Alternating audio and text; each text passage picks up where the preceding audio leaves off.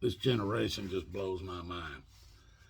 They think they're all, oh, we're the sexual revolution. Everything's possible. They don't understand that the generations before me, before my generation, and then my generation, were the reasons why they put laws against doing a lot of things that they now claim is legal again. But we were the ones that caused those laws to be put in place in the first place. Now, I come from the generation of sex, drugs, and rock and roll, folks. I mean, what more you got to say? Sex was the first one. The drugs and rock and roll just made the sex better. I ain't lying to you. If you live for this world, that's what it's all about. I ain't lying to you. Now, we had a couple of sayings. So one of the sayings, and I'll give you that one, this one right here, it came up before our generation. It was something, we just made an addition to it. My generation just made an addition to it. And that'll show you just how sick my generation was. Now, the original saying was, one guy asked another guy, hey man, what are you doing this weekend? And the other guy would look at him and say, I'm going to go out and I'm going to be chasing everything from 8 to 80, blind, crippled, or crazy. I'm going to be chasing everything. 8 to 80, blind, crippled, or crazy. They didn't care. Well, my generation, sex, drugs, and rock and roll generation, we added one to that. I ain't playing with you. We changed it to, I'm going to be chasing everything from 8 to 80, blind, crippled, crazy, and not more than 3 hours dead. I ain't lying to you. That's what we added to it, not more than. You don't think that's a sick ass generation? Not more than 3 hours dead? Car accident somebody hasn't found yet? You guys don't even know. I'm only going to talk about one other. And it's about the nastiest one that I've ever used in my life. And I probably shouldn't even be telling you because you guys, some of you, you're so nasty, you'll probably start using it. And that ain't my intentions. Now, I didn't make this up, but I'm pretty sure it came from my generation somewhere. I don't know how far back it goes. But with a man, if something was so exciting, like maybe the first time I jumped my dirt bike over a hill, flew through the air, and I can say, man, I'm going through the same feeling right now. I can feel it in my body, cracking that throttle, hitting that jump, and landing. Oh, yeah. That would have been something I would have said something like this. I about shit, pissed, and cum all at the same time when I landed on the other side of that jump. Shit, piss, and cum all at the same time, folks. The last time I used that statement, and it was before I met my wife that I have today. So that was more 30 years ago. But it was probably only about 31 or 30, or no, it was probably about 32 or 33 years ago. It was when I was with my first wife. And after she and after we moved to Wyoming and she went back to her old boyfriend, and I was thrown off of my own property and shit, I started dating all of her old friends. Hey, I was a new guy in town. And I'm not an ugly man. And being the new guy in town, I just about had to pick. They done had everybody else. And so I behaved. She's doing what she's doing. I'm going to do what I'm going to do. And I'm one of her oldest friends that even dated her brother for a long time. She was a cheerleader.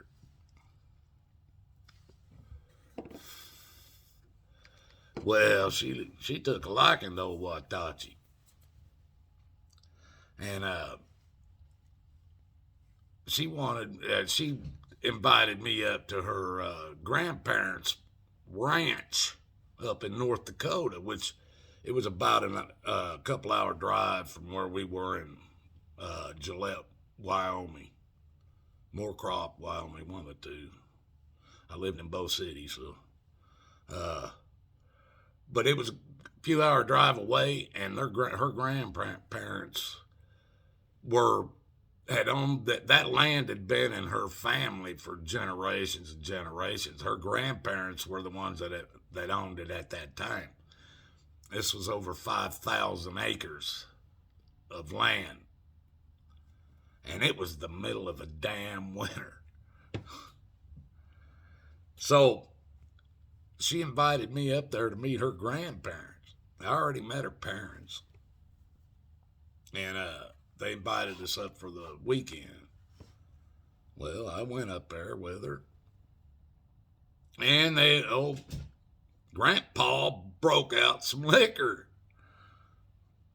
Well, I started feeling a little freer and talking more, and I mean, these are my kind of people anyway, but they were probably, they were super religious. Let's just put it like that. They didn't cuss or anything like that. Super religious, compared to me anyway, because I had no religion in me at that time, really. But her grandpa, I can't remember none of their names or nothing. This was a long time ago, folks. But he took me out. He walked me out on the front porch, and it's cold, snow on the ground, and we're sitting out there. I'm smoking, of course. I've been smoking since I was born. I think I came out with a Marlboro in my mouth and a bottle of rum in my hand. But we went out on the porch. And he's sitting out there, and he's got a couple of rifles sitting out there and shit, sitting on the porch. And I'm sitting there, and I'm looking, and I'm telling you what, as far as you can see in any direction, there are rabbits every freaking where. Rabbits. I'm telling you what, rabbits are everywhere in North Dakota. And I go, oh. I said, damn, you ain't ever got to worry about eating around here, do you? And he goes, no, but you get tired of them damn rabbits. I said, I understand that. And he goes, that's what these rifles are here for. He goes, but I spent I don't know how many rounds trying to clear them out of here, and they just get thicker and thicker. I ain't got enough ammo. I laughed. We talked a little bit, and we went back in, and he wanted to do some shots. So I started doing some more shots with him. And I was telling him that when I was coming out there, or up there in Wyoming, there's a long section of train tracks, and there's always coal trains running, back then there was, folks, always coal trains running up and down that damn road. Right next to the road. I mean, not up and down the road, folks. It's on the train tracks. But they ran right next to this long, open road out in the middle of no damn where.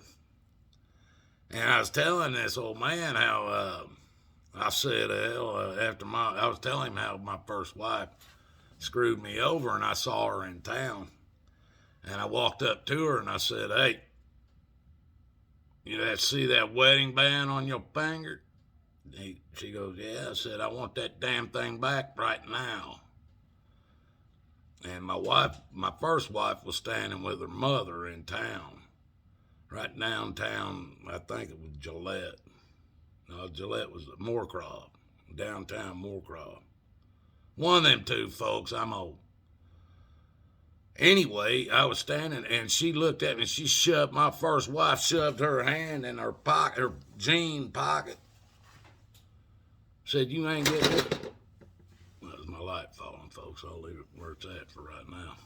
But I said, she goes, you ain't getting this ring. And I said, oh, okay. I said, we can do this. Either you give me the damn ring or I'm going to take the finger and all. Her mother said, give him the damn ring. So she did. And I walked in, I bought this. There was a pawn shop right there, folks, where it was right there. And she handed me that damn diamond ring that I gave her when I married her ass, and the engagement ring. And I walked into that pawn shop, and she followed me in. And I slapped that ring down on the counter. She's standing there, her and her mother.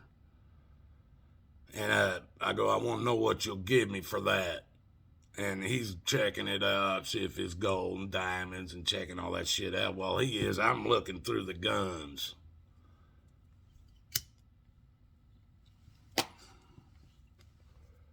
By this time, I've already found a gun I wanted. He goes, how much you want for it? I said, you see that gun right there? And he goes, yeah. I go, I want that gun. I said, you got any more clips with it? He goes, yeah, I got 2 more extra clips that I can put in with it.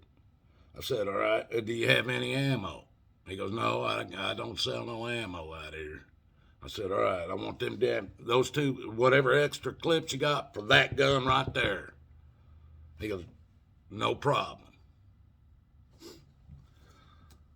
My first wife stood there and watched this whole transaction happen. As we're walking out the front door, she goes, well, I'm glad he didn't give you no bullets for it. And I said, well, you wouldn't be worth shooting in the first place. But anyway, I tell you that story to get to this train tracks on the side of this road, and me telling this story to this old man. You see what happens when you're old? I can go off in many directions. Anyway, my wife thought I was going to shoot her with this gun, my first wife, and I never had no plans of that. I just wanted a gun with me. I was up there where nowhere, I didn't know anybody, and all of her family were cops and shit, sheriffs, and fucking, I needed some kind of protection. That's all it was. And, but there's this road that I would drive down between Moorcroft and Gillette, because I was working both cities doing VCR repairs, folks. I'm telling you the truth. There was nobody up there in that part of this country that did VCR repairs, and I was the only one, and I could make some good money off of that. Now, this road in between there had this, like I said, this train running down through there, and it was always a coal train. It wasn't no passengers or nothing. And I knew that damn side of that, them cars that carry all that coal, it had to be some thick ass metal. So I'd load that gun up, 3 clips, or 3 magazine clips, folks. I'm old. Clips don't even exist today, except in old guns. Magazines. I loaded up them 3 magazines. And I'd go, when I was driving down through there, going one direction, not the other. I wasn't shooting them out the passenger window. So if I was going where it was, I'd have to shoot out the passenger window. I wouldn't do it. But if I was riding where I could shoot out the driver's side window, I would stick that gun outside the window and just start blasting that train. And I was telling this old man after we started drinking, even his wife was sitting there and my girlfriend, or not my girlfriend, she would have been my because I was married. There's a word for that. But anyway, she was sitting there. And I looked at this old man. I said, you know what, man? First time I came down through there and I stuck that gun out of my car and I shot that damn thing and it went boom. And then I heard dang come off of that train. I about shit pissed cum, broke out into a cold sweat. And people, if you don't know what that is, that's about every body function you can have other than sneezing and coughing. But that was the saying that we used to use. I about shit, pissed, cum, and broke out into a cold sweat. When I heard my bullet after I fired it, bing, off of that damn train. That's what I told that old man. And I was already buzzed, folks. I didn't even realize what I'd said. It was done and over with. These two old people, these grandparents of this girl I was up there with, they stood up. Now, we're in the middle of North Dakota in the winter where we were snowmobiling earlier and shit. These two old people walked straight out. They busted up laughing. Walked straight out onto their front porch and horse laughed for about 20 minutes over that statement. And my girlfriend told me about it the next day. And I was like, what? They go, man, they ain't never heard nothing like that. And I was never invited back. But those people, I'd never seen anybody laugh that hard. But it proved to me how nasty my language had gotten. So that was the last time I used that. Even though, hey, I got a standing ovation. Now they had to go outside and finish laughing about it. But that's the kind of shit my generation come up with. Is this kind of stuff you want your generation to come up with? Because we were, like I said, we were sex, drugs, and rock and roll. Sex, drugs, and rock and roll generation, folks. That's the kind of nasty shit that brings around. Every bit of it. I was running with the devil with Van Halen, and I was, Hell's Bells, was it, am I right? Running with the Devil, was that Van Halen or AC/DC? AC/DC was, oh hell, you guys are younger than me. Look it up. I done forgot half the shit you guys will ever know. God loves you guys. I'm just telling you these stories. Like I said, if any of them ever last long enough to where family members might want to know a little bit about me, I don't see that ever happening. But then all I got left is telling you guys these stories. Sitting out here in my barn with my XJ. I'd had my dog out here, but she don't like strangers. Find Jesus' path, folks. God loves you. I love you. Till the next one.